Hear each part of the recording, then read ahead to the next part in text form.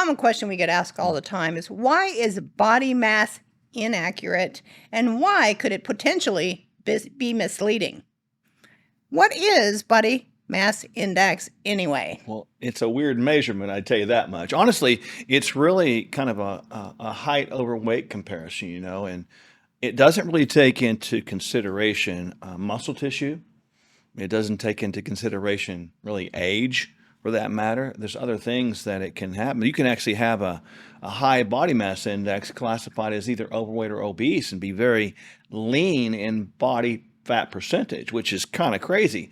Well, I mean, I understand, and you should understand too, because look at this tiny thing. I mean, you are actually overweight. You No, yourself, not just are overweight. you obese? According to body Wow. mass index, I am morbidly obese. And if I actually measure myself on a body composition analysis scale, like a whole body scan or an in-body, my body fat percentage is somewhere between 11 and 13%. Yeah. But if I'm looking at body mass index, I'm morbidly obese, and that puts me in the category of being depressed. Well, it can, and I had a story about that in a second. This is crazy. It happened in our clinic, and I've told you about it before, but you all have never heard this one. But the thing about BMI or body mass index is it's kind of good if you're talking about like a population. If you're looking at a numerous group of population, you have a whole bunch of people with their height and weight. You can do that to kind of get an idea. It's a rough Yeah, analysis. it's a rough estimate of maybe people's normality or even overweightness, whatever. But the story I'm talking about is this was several years ago, and we didn't have obviously we still had a scale. We did part of our process was to weigh somebody. I was out towards the front one day, and a lady passes me that was coming back for an appointment, and she said, "Oh, hi, Mark. How are you?" And "Hi, how are you?" And "I'm fine." She seemed like a pretty jovial mood. And I started walking down the hallway, and the same voice that just seemed like she was in a jovial mood says to these words, "Gosh, I am so depressed now." And I thought, what happened? It's called obsession with the scale. Yeah, I looked around and she was standing on the scale and one of our medical assistants was standing next to her. And I thought to myself, what just happened? Because she looked great. I mean, she'd always been on plan. So I went back there and I saw her on the scale and I said, hang on a second before we put her in the room. Yeah. And I took her and put her on the body impedance analysis, which is going to measure body fat percentage, right? So I put her on the body fat percentage analysis, and it turns out she had been increased 2 pounds in muscle mass and decreased 1 pound in body fat. Well, that made for a decrease in body fat percentage, but an increase in weight and an increase in BMI or body mass index. So she'd actually improved, gained weight, and sort of got worse in her BMI. And that was the day. That was the day I decided to take that expensive scale and go across the parking lot to the dumpster. Well, where it probably sits today somewhere. Yeah. In some landfill. I don't know. Weight is an important measure, but what's more important is we have to understand what this whole skin bag, this temple, this thing that we live in is made up of. We need to know about how much lean mass we carry. That's metabolic fuel. We need to know how much fat there is, and not just fat, but how much is in the organs. That's going to be a big problem if visceral fat goes up, because we know that fat, once it passes a certain threshold, that's inflammatory. It is, and actually on our machine that we have, our bioimpedance machine, we have a little measure that measures the visceral fat or visceral adipose tissue. And that's very important to understand because it's really the fat that's from your rib cage down to, your hip bones or whatever. And it actually is near your organs, which is like crazy to think about. When we have that fat that accumulates down in the belly area, we tend to think that's our stomach. But our stomach is not that. It's way above that. It's the size of what? A fist. That's it. Yeah, right there. That's a fist. That is all your stomach is. Right? That's it.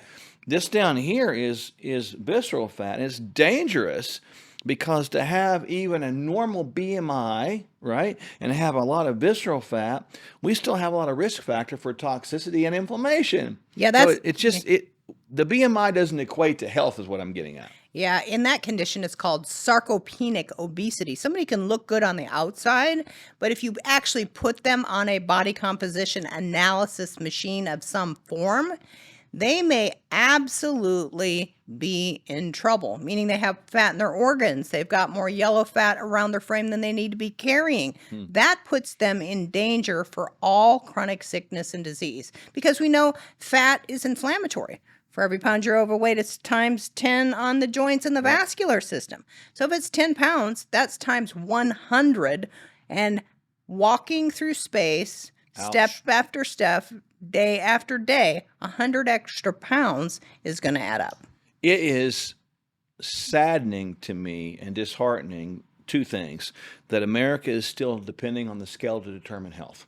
That's number one. Yeah. The sad thing is also in the article that you're referring to that we led off this segment in, is that article is finally saying groundbreaking news. Groundbreaking. BMI may not be a good calculator towards these other disease processes. And I mean, what's taking so long? And why are we so slow in waking up to reality? And with people's obsession with weight, we've got to look at America. It is. We've got a bunch of scales, but we've got a lot of overweight people, which is sad. So we need to sort of shift our perception, shift the paradigm, and begin to sort of maybe get rid of the scales altogether and just begin to measure body fat composition. And that would be something that every, doctor's office or clinic or even healthcare environment, if there is such a thing anymore, should be really in tune to at this point.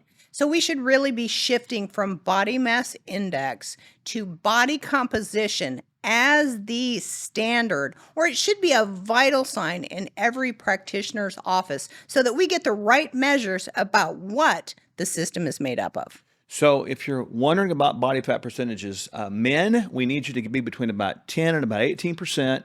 Women, somewhere between about 18 and about 26%. And you can only determine that by getting your body fat percentage measured, but you're not going to find that with BMI. So rely less on the scale weight and rely more on percent body fat. If you're in the Tulsa area, of course, you can come see us. We've got a great machine. You can check it out, and we'd love to see you there. Just ahead, managing chronic inflammation. Is there a connection? Find out next.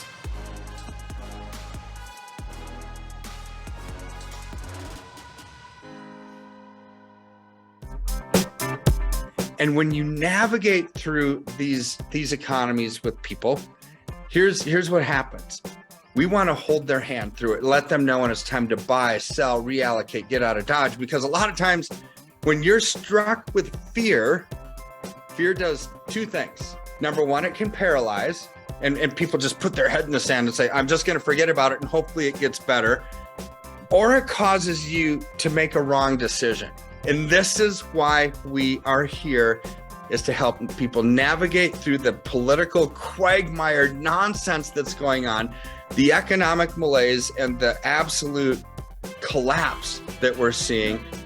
And when our freedoms are eroding, our political freedoms, our economic freedoms, our personal freedoms, our religious freedoms, our health freedoms, they're all tied together. But you know what doesn't need to erode with that? Our finances. KirkElliottPhD.com/Sherwood. Let's get real. Most emergency food is just as bad for you as any other choice in the standard American diet. And that's just sad. We don't just need food. We need highly nutritional food. We don't just want to survive food shortages. We are meant to thrive in adversity. Complete your daily nutrition and have shelf-stable Kingdom Fuel as a cornerstone of your food supply. Don't sacrifice your health or your taste buds. Stock up on Kingdom Fuel now. The body's amazing at recovery, so you want to give it every chance, no matter what time it is. So in that context, no, it's certainly never too late. You're never too old to start trying to be healthy.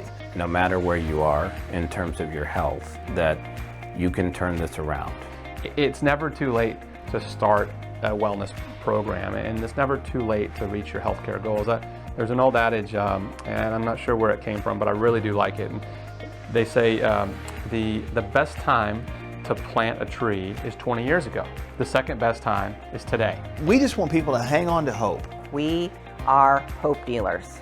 And if you are not paying attention to the 4 foundational pillars of health, physical, emotional, intellectual, and spiritual, eventually it is going to catch up. If we get all those 4 areas right, and we do it right, we see a dynamic occur in the middle called wellness, and that's where people get better. Their health is really going to return as a side effect of wellness.